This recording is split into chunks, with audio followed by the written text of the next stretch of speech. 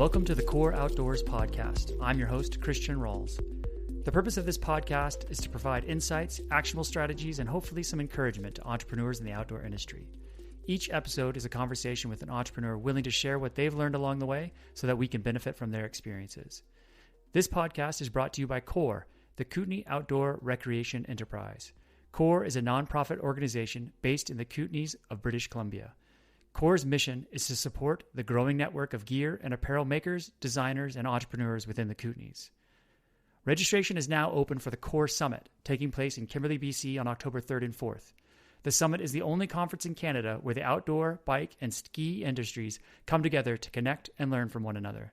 To learn more about the summit, go to coreoutdoors.org/summit. My conversation today is with Jamie Bond, the co-founder and COO of Rucks, the Squamish-based gear storage and transport system that hit the ground running in 2020.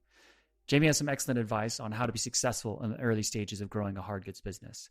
A few of the highlights from this conversation include how they successfully used a crowdfunding campaign to get started, what it's like working with co-founders, what they look for in bringing on investors, how to create a new product category, and his advice on working with agencies and freelancers to build a winning team. I've been looking forward to this conversation with Jamie for a while because I think they have done a great job of launching a new product category and building a brand in just a few years. They're very strategic in their marketing and product development, and there's a lot that early stage brands can learn from them. If you have an e-commerce site, I definitely recommend check out their the Rucks product pages. They're a great example of how to build an effective page for your website. There's a ton of great insights from Jamie in this conversation, and I really am grateful for him for sitting down with me to have this conversation. So I hope you enjoy it. All right, Jamie, thanks for joining me today. Thank you. Thanks for having me.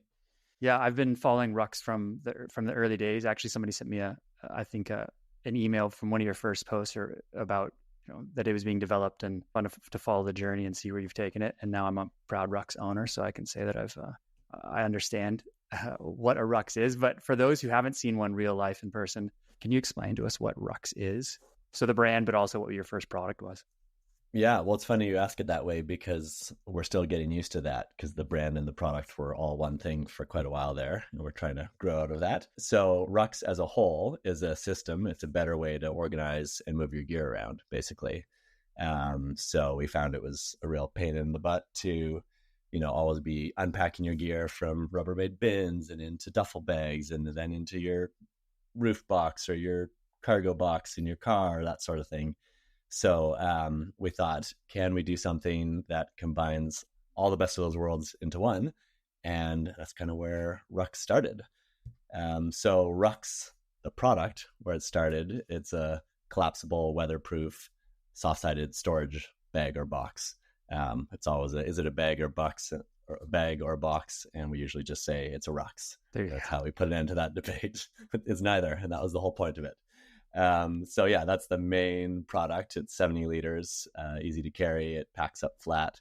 It's what started it all. And then everything else that we make and sell supports that system. So either fits inside it, attaches to the outside of it, helps attach a Rucks 70 to something else. So we're just season by season building out the system so you can get more and more out of that original Rucks 70 that you have. Yeah, I definitely want to ask questions further on in the conversation about product extension and where you go from there. But I'd like to go back to the beginning. Pre-Rucks, what is your background and what led you to Rucks? Skiing. I skied for work and for fun. I had a ski website, had ski marketing jobs, ski operations jobs, all sides of it, from agency to resort to tour operator, all the above. So I did that for about 20 years, which was a blast. And then we took a year off in Indonesia to soul search and start something new. And then I came back, and I can't take the credit for the idea. My co-founders, Tony and Andre, had already hatched this plan. And when I got wind of it, it immediately resonated with me because I've got 3 kids and lots of gear, not just ski gear. And so I was like, guys, this might solve my life crux. Let's do this. So yeah, that's what I was before Rucks, but that feels like a long time ago now. Okay, so at what phase did you walk into that partnership with Tony and Andre? Like where was the dream at that point? Yeah, so they had met in the summer. Andre is the one with the initial idea. He came down to Tony, met him at the office and said, I I need this thing. I've got all this gear. I'm always trying to haul it up to my cabin at Gun Lake. And, the trip involves his garage, his truck, his side-by-side. There's a boat, there's staircases, there's all of the above. So he started describing something that was a bit more agile, like a bag, but easier to pack, like a case. Tony immediately had a million of his own ideas because he's been on climbing expeditions his whole life. And, it's always been a passion of his. So they had been scheming through the summer. He went deep in some rabbit holes, just trying to decide what that meant. They came up with an approximate name for the company and some fancy legal documents. And then that fall, I jumped in. So we had some patent drawings at the time. And so the concept was there. And then we just had to go about bringing it to life. So finish designing it, find a way to manufacture it, and make sure that people actually wanted it. And are all three of you actively involved in the business on the day-to-day still? Yes. What elements do each of you bring to that relationship for the business? I mean, is it siloed, or is there a fair bit of overlap? Like, how do you guys work out your responsibilities? Yeah, I mean, it's a really interesting trifecta. So Andre is the entrepreneur of the bunch. He has done this a few times, mostly in software. So this is new for him, but he's definitely got the mojo it takes to start a new business and push it forward, make sure it grows, challenge anything that is the status quo. So that's a really good fit. Tony's he calls himself a concepteur. So he's the creative designer who just, he's got a lot of really cool ideas about what we could do and how to do it. So he's mainly on the product side. And then I'm the everything else guy. So operations, sales, marketing, etc. So the doer, I guess, or integrator. So making sure that we push things along, making sure it all happens. Yeah, making sure we're a sustainable business at the end of the day. Cool. So it's a pretty good combo. It's rare. I mean, it's nice to be able to have co-founders that all have these different strengths that you can bring into it. So you showed up in the fall, and then Kickstarter was how Rux kind of came across or came onto the scene initially. What was the timeline between you being involved in that and the launch of that Kickstarter campaign? Yeah, so we had just under a year, I guess. So because then we launched, that was 2019, whereas in late fall 2020 is when we launched on Kickstarter. So in that first spring, we were still receiving really early making early prototypes and still just trying to figure out what this brand was, still doing, naming and brand ID exercises and just having a lot of fun with it. And then finally by fall, we were pretty close to ready, and we finally just said, well, we need to launch this thing, or we never will. MVP product, the simplest form of the product, ready to sell and get going for it. The summer till the fall, once we committed to when we were going to launch, that's when we started to get into how we're going to do it, what the product was going to cost. Was it even worth launching? Like, had we found some potential market fit here? So we did we did a bunch of lead generation on Facebook. So just building up our email list and asking people about the product and a few different tests about how much they might pay for it. Quickly identified that we weren't the only ones that wanted this. So that was really encouraging. And yeah, just really went about just checking all the boxes until finally we had to commit to it. And then in the fall, we went for it. We still didn't have to order it yet, but we did have to get the Kickstarter over with. And then there's no going back after that. Could you talk a little bit more about the lead generation and what you were doing, kind of tests? So you're basically trying to figure out your product market fit through digital ads. I mean, is that what you were doing? Yeah, we did. I mean, we did a bunch of things. I think we did some surveys, and then through the digital ads, we were capturing people's email addresses further out, but then closer to, it's kind of in a crowdfunding handbook, but there's this technique where you can sort of do a teaser page for the product. And then if somebody pays $1 to reserve the right to a VIP purchase during Kickstarter, then they opt into that. So that's a way of seeing some purchase intent. Like, it's only $1, but you're probably not going to go the effort unless you actually want this product. And while we're doing that, that's when you would see a potential price point for the product and the name and some of the features. And so that was a way of testing that we weren't totally out to lunch on that side of things. But that came in really handy too, like in terms of things that we did well. I'm really glad we had a big audience to work with when we launched.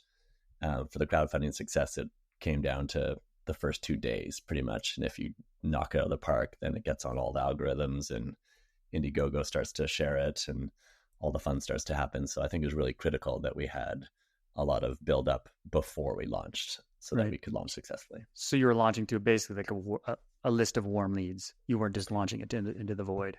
Exactly. Yeah. So warm leads digitally, but then also it was also really helpful having a decently sized team. So between the three of us and then Tony's partner, Trina, was involved as well. We had Jeff obviously working on the product. So there's 5 people right there. There's probably a few more in the wings. And having all those people have a bit of a network of people who had heard about the project and who were excited about it, that made a really big difference as well. So day one, when we launched, the support from friends and family was insane. And I think that helped get us through to make sure that we landed the next set of support, which was those leads that we had, the warm leads. And that was enough to get just onto the more mainstream radar. So 2 layers of that, but really important to have that. Right. Yeah. It's the early success on a crowdfunding campaign that leads to the overall success, it sounds like. Yes. Yeah, absolutely. And then there's a bit of a trough in the middle, and then there's some scarcity at the end. But yeah, it's be pretty hard to recover from a slow start, I think. And you had, by that time, you had the prototype, the kind of the finished prototype that you could video and take still photos of. And so people could kind of see what they're getting themselves into, or is it still rough? Yeah, no, we had a singular prototype that was close enough. It wasn't structurally sound, like it would break if we used it how we normally use Rux's, but it was fine for the video. And it's amazing how long we use some of those assets for. We were actually trying to go back to that, but we put rather than quantity, we just went for quality. We had some good partners, good photo video partners, and made a big splash.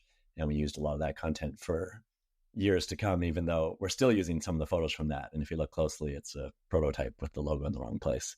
That was, I think, another learning and something we're trying to get back to more of, just fewer really high quality. I mean, it's fine to have some UGC and grassroots content, but in terms of showing that this is a new product, we're serious about it, it's a premium brand, high quality product, it's definitely worth investing in some high quality photo video assets and messaging for it. Was there a fair bit of trade? I would imagine if you're an outdoor videographer or photographer and somebody waved a Rux in front of you, there is a potential for trade. Or how is that working? Are you in the early days, was it kind of like bootstrap content creation, or were you paying for the content? Yeah, we've definitely tried to get as creative as we can because the budgets aren't unlimited in a startup or existed at all. Yeah, still to this day. So yeah, just trying to find, that's what's so awesome about this area. I'm sure BC in general, but also the Sea to Sky, just some really talented photo video partners that we've had the pleasure of working with. And, really appreciate everybody sort of throwing us a bone the first time we work with them, to help get off the ground. And really that's the case with any of our employees or contractors. Anybody who's been willing to just offer to add value has found work from us in the long term. I think more successfully than, the sales pitch. Like there's people we've been talking to for months and, it's, wow, this is really good value. And then eventually we find a way to hire them or work with them. So that's been an interesting learning. It seems to be a really good way to offer your services versus just, being a sales guy. In the sense, like they're coming to you saying, like, how can I add value to Rux before they're asking for something for themselves? Yeah. That's great. Yeah. And that can be an investor. It could be a marketing partner. It could be a photo video partner or an ad agency. And, you just get used to working with them on something, however small. And it's just a good sort of trial run. And I find that wastes less time than a bunch of courting back and forth, trying to decide if they're the right partner and then signing some big year-long contract for a partner that you haven't actually worked with yet. Sure. Yeah, you're building a relationship. Yeah, a bit of a low consequence from photo videos. But anyway, it's a little side note that I've been seeing work really well lately. No, I think it's that's good career advice for anybody. See where you can add value first, and then later on down the road, see what's in it for you. Yeah, it's good. So going back to the Kickstarter for a second, do you remember how many emails you started with? Do you know what your list was like when you launched? Don't. Hundreds, thousands, tens of thousands? Thousands. Yeah, like 10,000 maybe. It went really well. Like that was, it was just a few of us and I just started Googling how to do Facebook ads and lead generation. I read the book on crowdfunding and followed most of it to a T. But yeah, they're not necessarily super high quality leads, but at least we got a list. And so we had somebody to talk to. And because we had the friends and family and the momentum, it worked. But also just for that product market validation, part one was to see if they sounded like they wanted it. And then the whole Indiegogo campaign itself was, of course, the next validation test, which is, okay, is anybody going to put their money where their mouth is and support this project?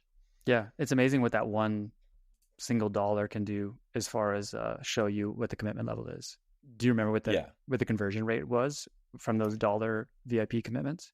No, I wish I had. Those were really good, quite high, like in double digits of conversion. What was lower was just the overall leads list. Sure. And so, yeah, I'm convinced that it was really important, but the actual conversion rate on that big list of leads wasn't huge, but it still seemed like it was a lot better than having nothing to work with, totally. Starting cold. What were the challenges? I imagine there's some serious challenges in the sense of like you have a pretty good working prototype, and then now you've got this successful Kickstarter campaign or crowdfunding campaign, and then now you're a legitimate business with customers. What was that transition period like from the crowdfunding closing to actually shipping orders and getting them out there? Like, what was the inside of the business like, and how many sleepless nights were involved?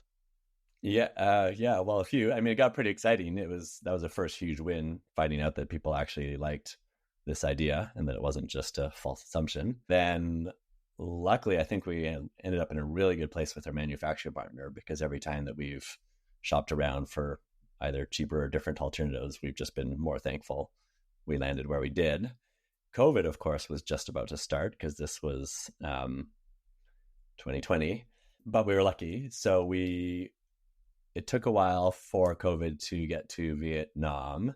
And so we did manage to order and produce our first batch relatively on time to arrive that summer. I think May is when it arrived. So about 5 months after our campaign. So that was really good. The only thing that we couldn't do was order more. So we'd already had the campaign. We also had some interest from retailers, and we knew that we were going to pre-sell some online, but we weren't going to let ourselves order more until the product actually arrived. And that was another layer of validation. Like, did we make what we said we would? And do people still like it? And they did. And that's when we went to order more and found out that we couldn't get more because COVID had struck. Wow. So there's kind of two phases, the just getting in the first place. And then we had an awkward, at least half a year or more of waiting for more products. So it certainly made for some good scarcity messaging in the first year of business. Right. Get them while they're hot. So when that first production run was essentially just let's fulfill the crowdfunding orders, test out more production. than I think I don't know if it was 1,000 or 2,000. I can't remember the number, but it was definitely more than just the crowdfunding number. I think it was our minimum order quantity that we needed for the factory. So it was like we certainly needed the crowdfunding campaign to help with that and also to justify doing it at all, but it didn't have to float the entire order. Okay. How did you stretch during those times of like, you've got demand? How do you keep that demand interested and warm until you can get product back into their hands? Because I mean, I think this is an issue that other people run into from a crowdfunding standpoint, is you don't know how successful, and hopefully, as you've experienced, it is successful and there's more demand than supply, which is a good thing. But how do you keep them active and warm and interested?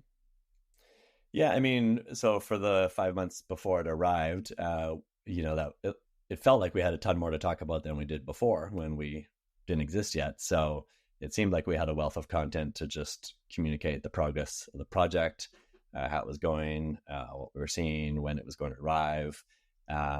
So yeah, it was a pretty fun period. I didn't find it challenging to think of content to engage people with. We couldn't sell them anything, but we could at least, be blogging, doing social media. We were probably doing some IG lives, things like that, just to show off either a new prototype.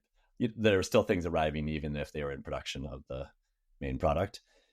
So yeah, I think there's a lot of opportunity to keep people engaged, at least on a light level. Obviously, once they actually had product, we could get more involved and start to retain some proper customers. Yeah. But yeah, we had enough to go on. Cool. And I can imagine that hard goods development and production, something like Rux, there's a lot that goes into it, and it's a high value product, and you have long lead times and everything. How did you go about financing?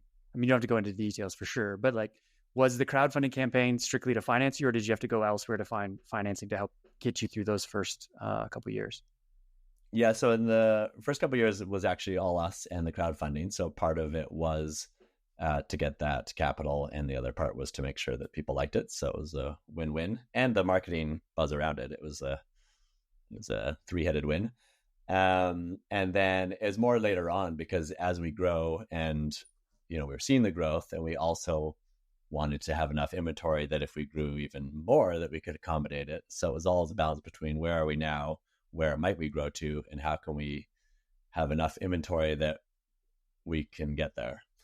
And inventory is expensive, obviously. So just to get out of that month to month do or die scenario we were in, and also it's just hard. The orders were kind of bigger than what we were currently seeing each quarter or each half year. So to get out of that and be able to accomplish some of that growth, we did take on some outside investment. That just really helped on two levels. One, to get some advice from them. So we call them invested advisors. So they can advise on, it's all people from relevant industries. And then the other, of course, is a little bit of working capital to make sure we can market when we want to and order product when we want to. Interesting. How do you utilize them from kind of the advisor standpoint? Is there a form and structure to it, or is it just kind of as things come up, you have somebody has experience in this, so you reach out to them? Do you have a structure and a format to it? No, pretty loose, other than monthly and or quarterly reporting, depending on how into it we want to get. And that's the reminder, the notification to say, oh, let's also ask them about X. So I usually try and share what's new. And then I think what we used to do less effectively was just some open-ended questions. And now we try and do some more targeted, hey, this person, can you help us with this? Here's why. And so I'm trying to make a point of every month asking each of them questions like that and just engage with them on that level. Regardless of what industry in, it seems like there's endless things they could help advise on, and we need to get to the point sometimes. Yeah. I mean, hard goods especially, but any product-based business is capital intensive. What advice would you give to other people who are, on the cusp or will soon be going to look for investors? From your experience, what would you say? I guess I think first it helped that we didn't need a ton of investment, because we were forced to make sure that it was actually going to work, and we had a reason, and we were 100%, 110% bought into it. In terms of being able to raise some investment, I think it helped to be able to demonstrate that we're really committed to the project and that we're going to find a way to do it one way or another. So it's sort of a get on board or don't. And then lastly, maybe only reaching out to the kinds of partners that suit what you're trying to do.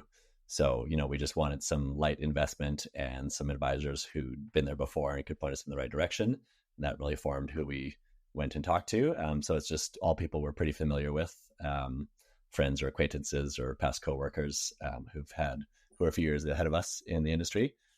Versus, there's no point in making a bunch of big pitch decks and going out to some venture capitalists or other partners that weren't really that relevant to what we were trying to do at the time. Because I think you could spin a ton of wheels and waste a ton of time doing that, only to realize that you forgot to work on your business instead. So we tried to keep it as light as possible. Like, what amount of money do we need to get out of the month-to-month living? What kind of partners would be the most helpful? And now let's just give them a call, but be prepared to do it with or without them. And that seemed to help. Excellent. That's great.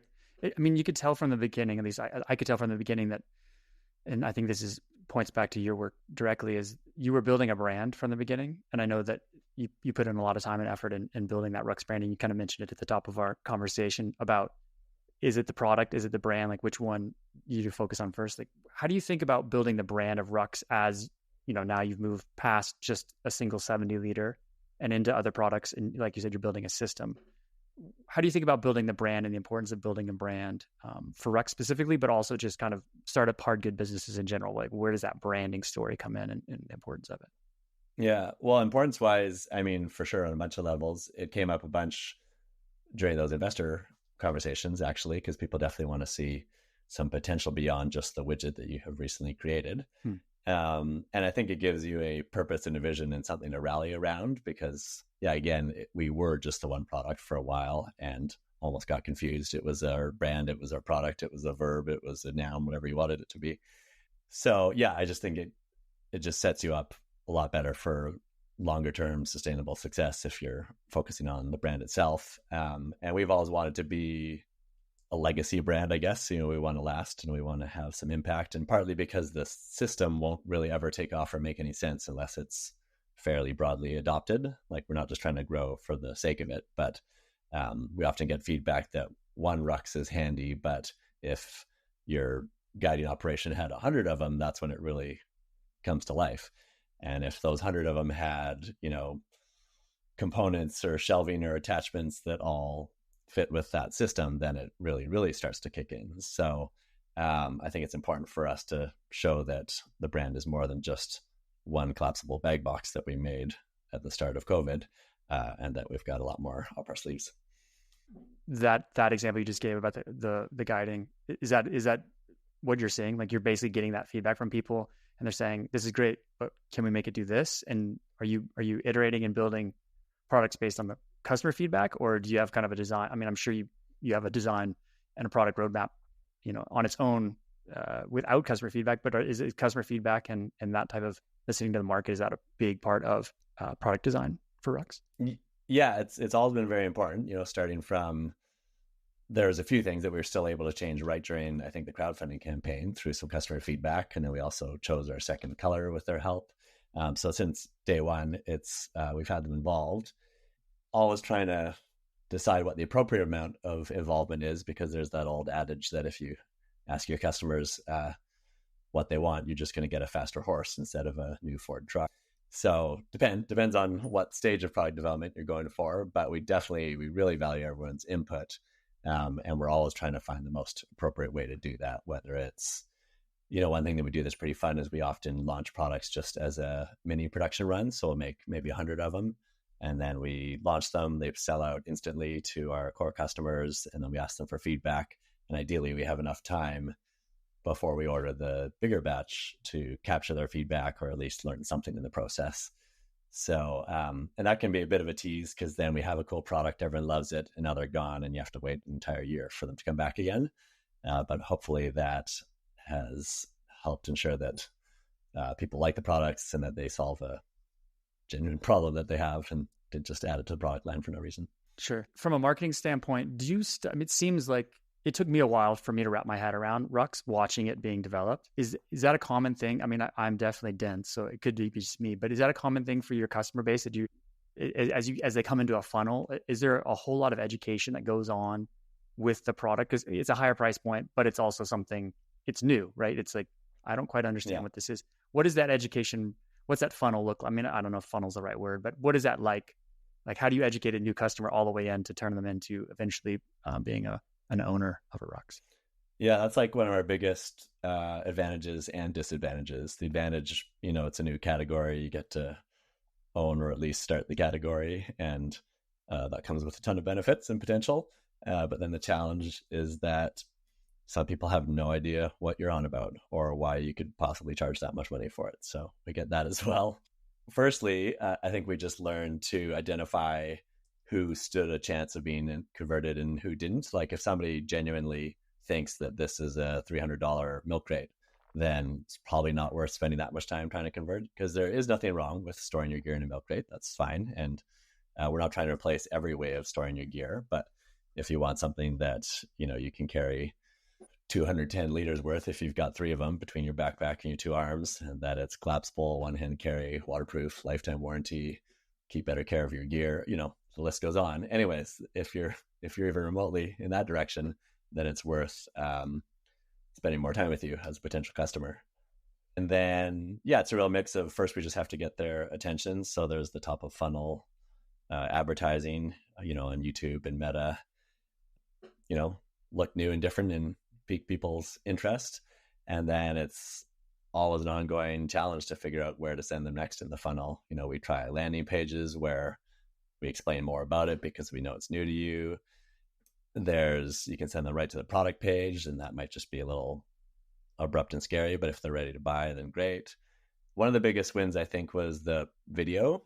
We put a lot of effort into it when we first launched, and parts of it are dated now, but the premise remains the same. It starts with, here's a funny problem that we know you all have. Here's our way of solving it. And here's some of the details, get on board if you're keen. And that is something we're trying to do actually more of than, I think, for about a year or so there. We got so familiar with the product that we're like, yep, everybody knows what it is now. Let's just, try some different ads. Like, hey, there's this new TikTok trend. Like, let's make our ads like that. But I think it's just a lot of wasted marketing spend if the person who clicks on it still has no idea what it is or why they should buy it. So education and showing them examples of how it gets used and what it's really the use cases are for it are the bigger wins for you in that funnel.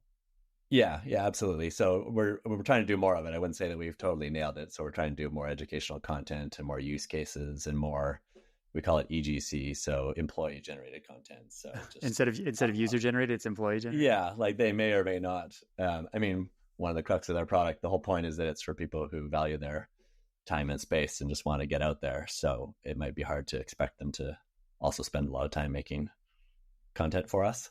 Sure. It's kind of like the enabler, and then they go out and go skiing or whatever. So yeah, we're trying to do more of that. Like, we're using it all the time for all sorts of different reasons. And so hopefully this spring onwards, you'll see a lot more of that from us with what a Rux is and why you'd use it and examples of how to use it and how it makes life better. Yeah, I've gone through and checked out your meta ad set, and it's very extensive, and I would recommend that other people do the same thing. Check it out. Like, your ad sets are interesting and educational in the sense of from the e-commerce side. In running my own ads, I like to look at what other people are doing, and so I applaud you for what you're doing with Rux. It's super interesting, and it's very educational just to cruise through your meta ads and see what you're doing. I would also say the same thing. I'm just going to stroke Rux here for a second. I would say the same thing about your product, that your PDP, like product description pages are, and I've pointed other people in that direction too as examples. It's especially the Rux kind of main, the 70 liter, that kind of hero product is an amazing product page.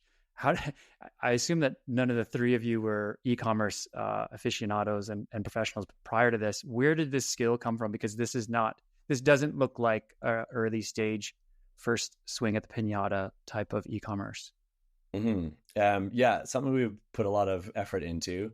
Well, at times, and other times we forget. So we put a lot of effort at the start because we were so conscious that people might have no idea what we're doing or what this is for. So we really laid out the problem, solution, and why we thought we were unique and a better solution for it. The website, it just is what it was. I just built it on Shopify and we got what we got. And then we slowly made it better with some proper web developers' help. And then for a while, I think we went too deep into, you saw the million ads that we've tried, but I think we spent a lot of time trying to find the perfect creative testing frequency.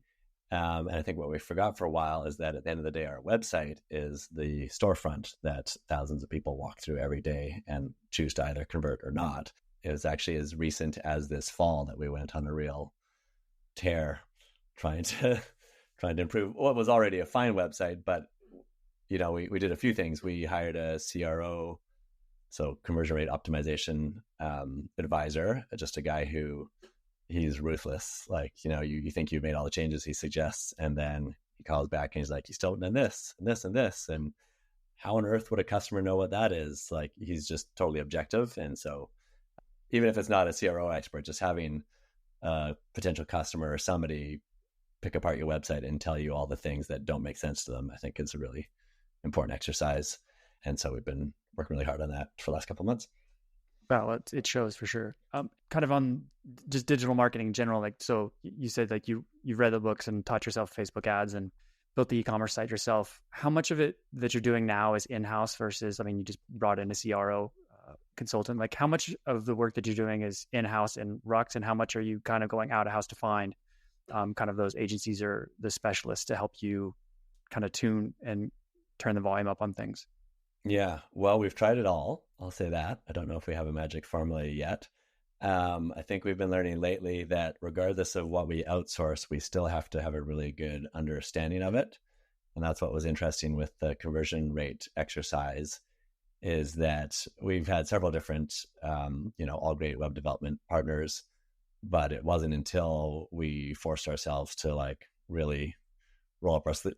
It was almost like, so we'd outgrown when we could just do it ourselves, Sure. but not enough that we could just abdicate the responsibility for it. So we really got in there to learn as much as we can and learn what we don't know. And then finally find a partner who's basically like part of the team. So still a contractor, but knows enough about what you're trying to do and knows enough about Shopify that you're just confident that his or her solution is the right one, or at least one of the right ones. There's just so many questions that we had before. So the next area is probably our performance marketing that we'll need to turn our attention to.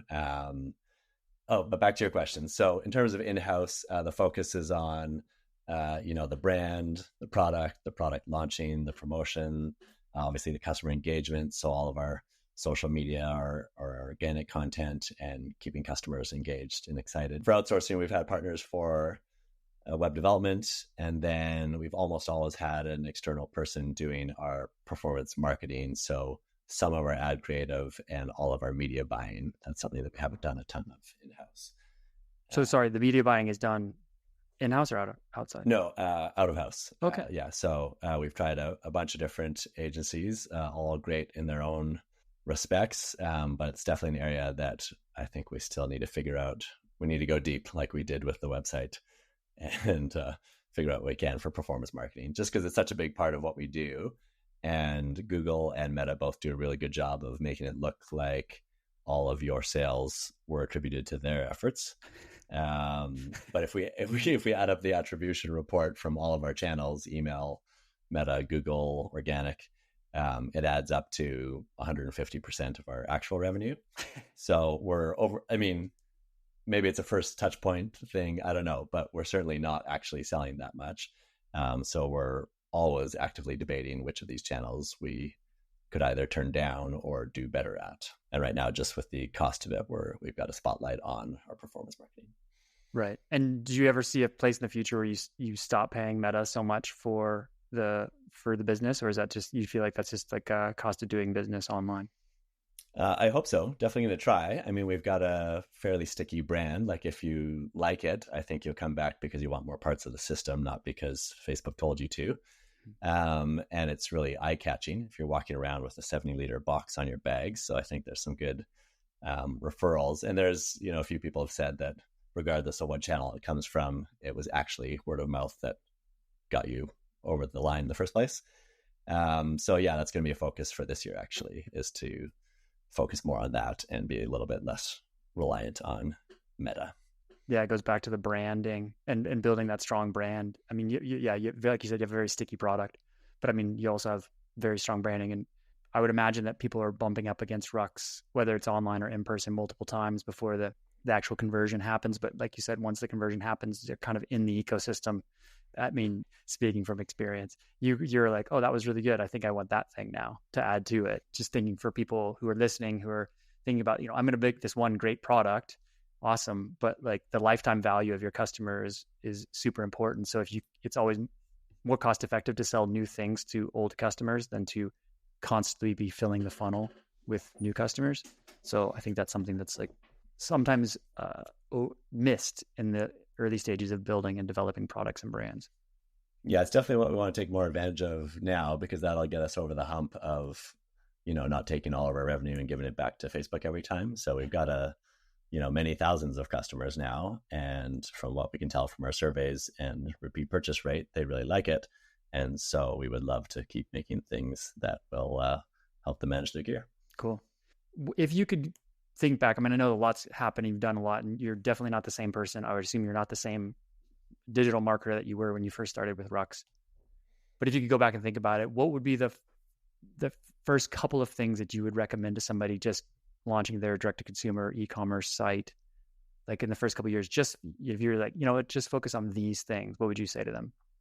One thing resonating lately is to do fewer things better. So pick either the channels or the products or the geography, whatever it is, and just do it really well. Because I think that just nailing it with one thing is probably more effective than being okay at a bunch of things when you first start, and maybe forever.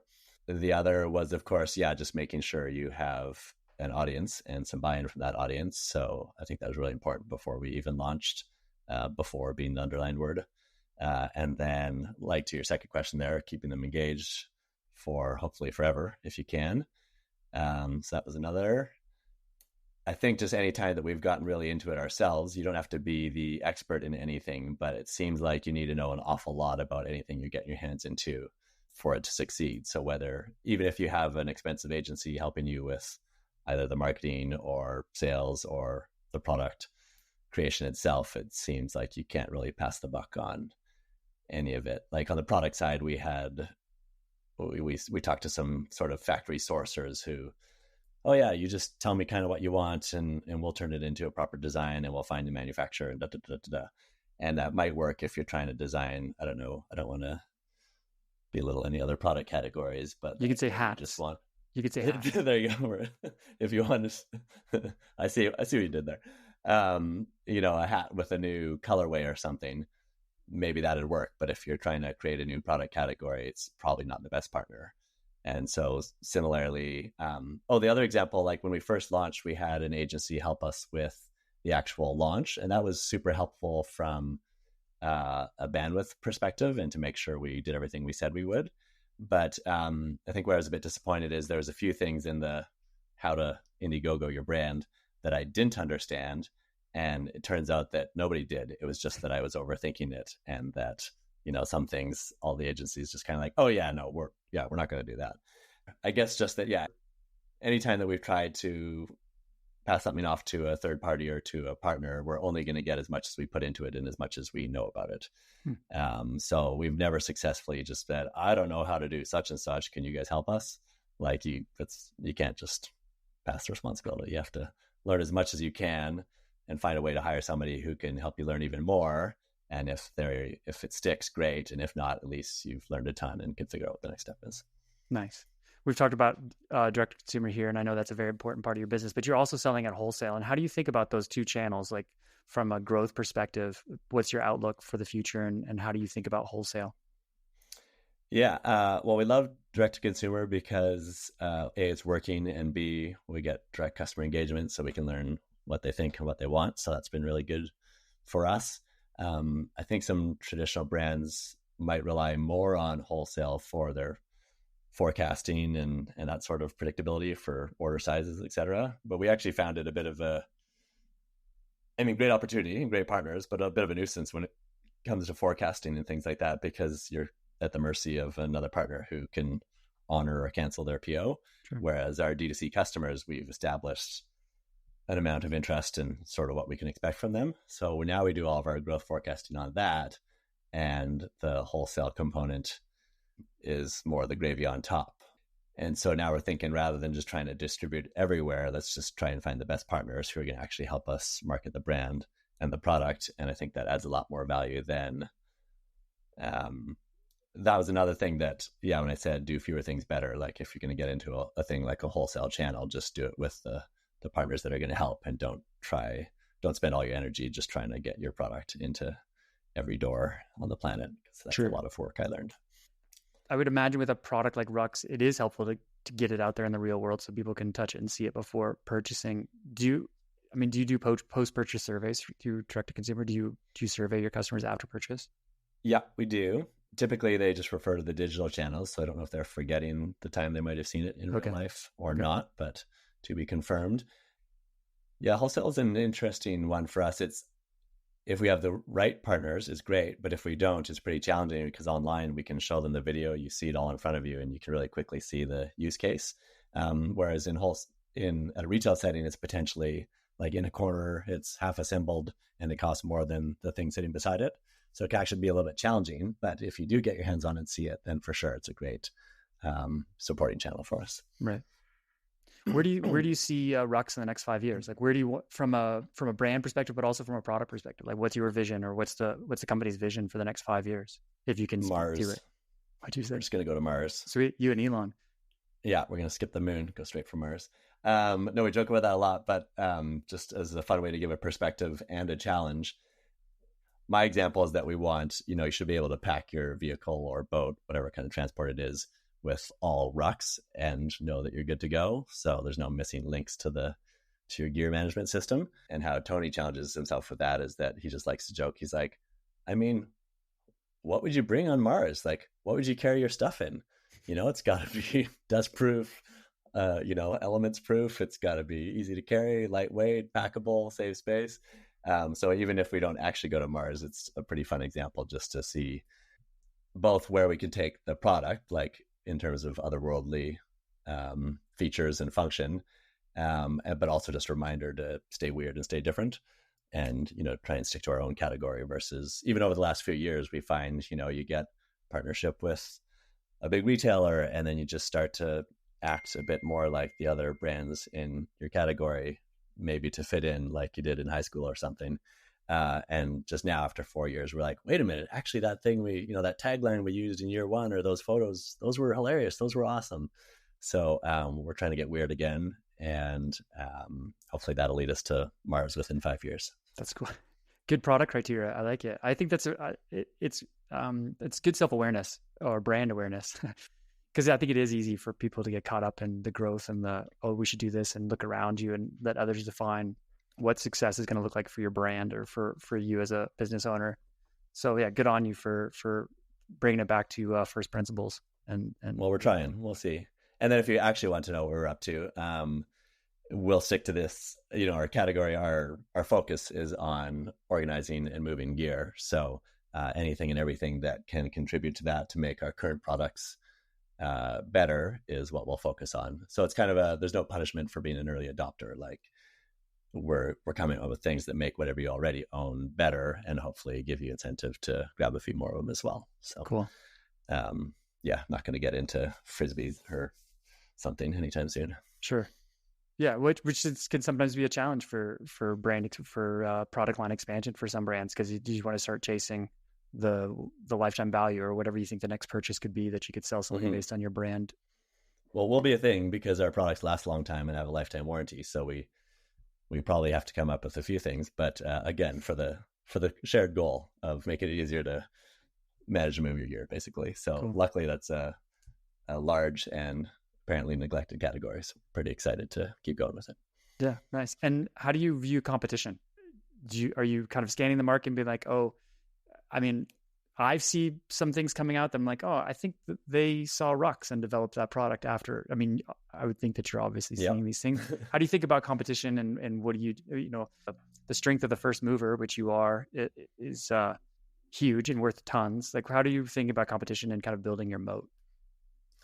Pretty related to what I was just talking about, just trying to really defined a category or started one, but it doesn't mean that you automatically get to own it forever.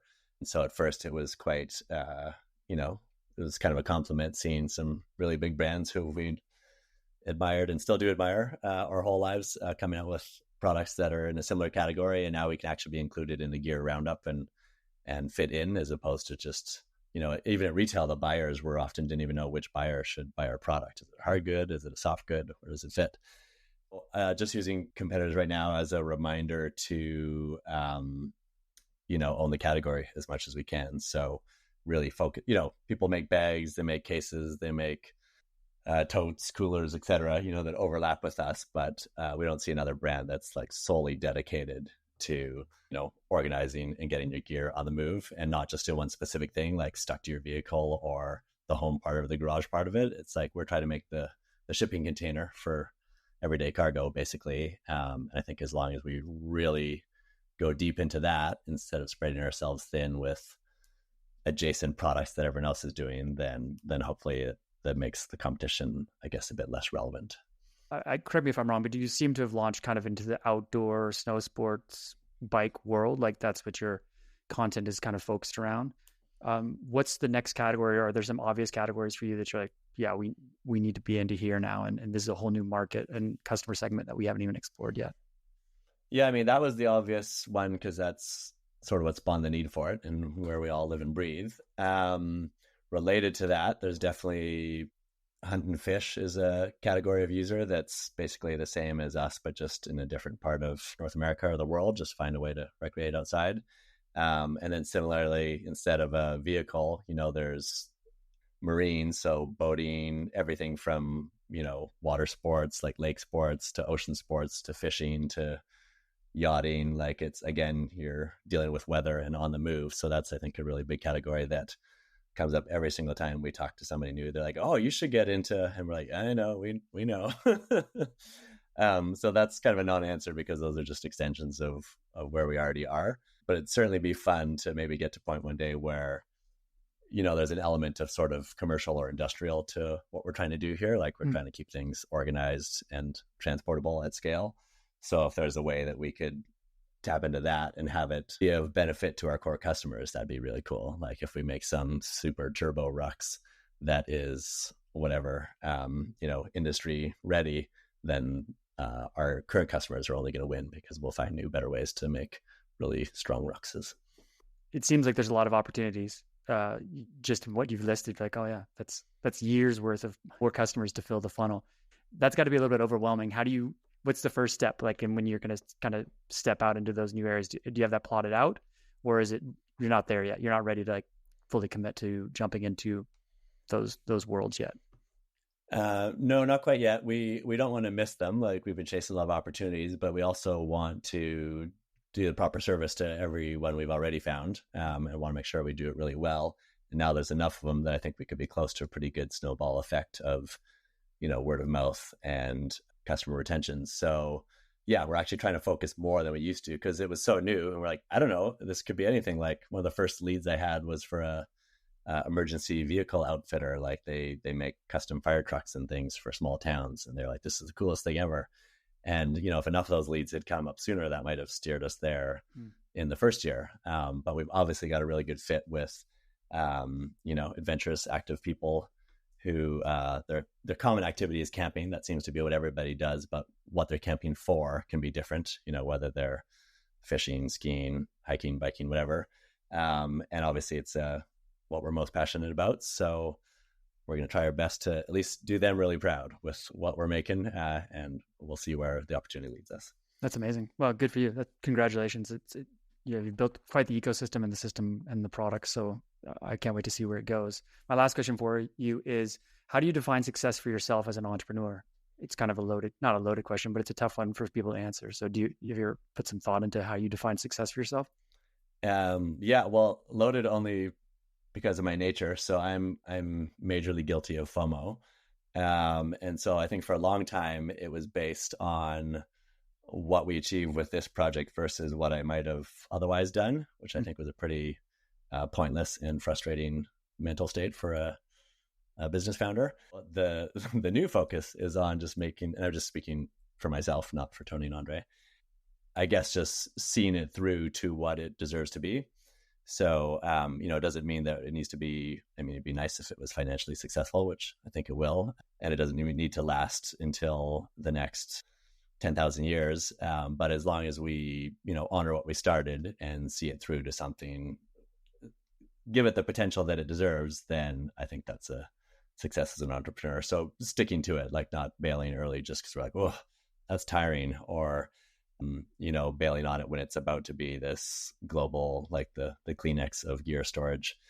Whether it's with us or with someone's help, we'd love for Rux to be the ubiquitous gear storage solution. And if we can successfully achieve that, then yeah, basically like in the early years, it's still so undetermined, like have we actually even built anything and will it last? And I just want to get it to the point where it's like, yes, this is a thing. For a super random total tangent, but an analogy would be at my previous gig, doglotion.com. It was a ski website that we had. At the end of the year, last day of the year, we were kind of the ones who championed Gaper Day, which is the day where everybody dresses up really stupid and rips around the hill and skis on grass and, just has the time.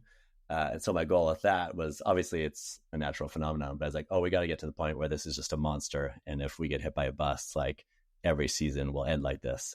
And it's become pretty clear that that's what's happened. And now it's just a really fun disaster at the end of every ski year. So it'd be great to have, Rux just grow into a life of its own and see where it goes with or without us. Very cool. Well, Rux on Mars. So exactly. Yeah. Well, congratulations. I look forward to seeing where it goes. I really appreciate you sharing and the journey so far and letting us know where you think you're going to go. And a lot of good things to learn from the Ruck story and from the work you've done to it. So congrats on that. Well, thanks. Yeah, I really appreciate the time. And we love seeing what else is coming out of the province with all these cool new brands and products and ideas. So we'll definitely keep an eye on them and happy to stay involved. Cool. Thanks, Jamie. Thank you. Thanks for listening to the show. If you know someone who would enjoy this episode, please share it with them. If you enjoyed it, take 30 seconds to give us a review on your podcast player.